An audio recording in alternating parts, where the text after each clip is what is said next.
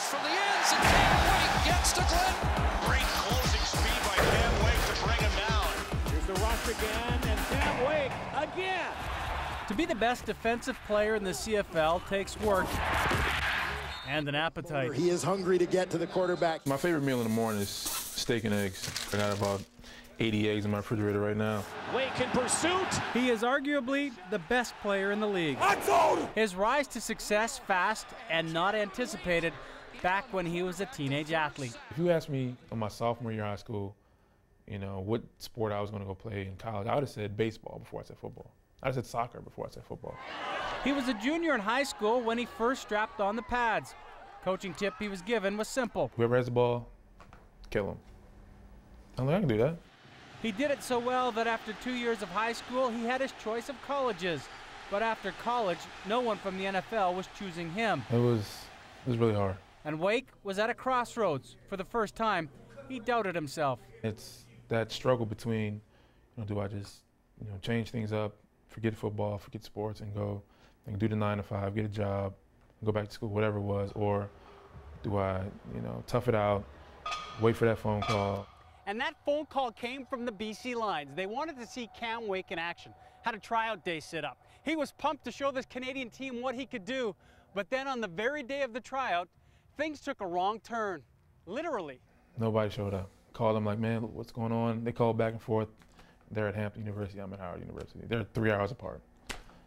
I'm like, His college tape was enough to get him to the Lions camp last year, where he quickly became, if not a two-headed monster, a monster with two names. What? What's my name? My actual name is Derek. My first name is Derek, and my middle name is Cameron.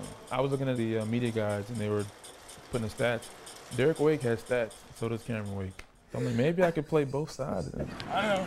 Derek Cameron Wake lives just a short jog away from the BC Lions practice facility. His apartment is not ready for cribs. On purpose, he's given himself only what's needed. TV, a desk, a laptop to study game film. There's always a play here or a few steps there or a technique that I could have done better. I'm never satisfied. On his wall, hats.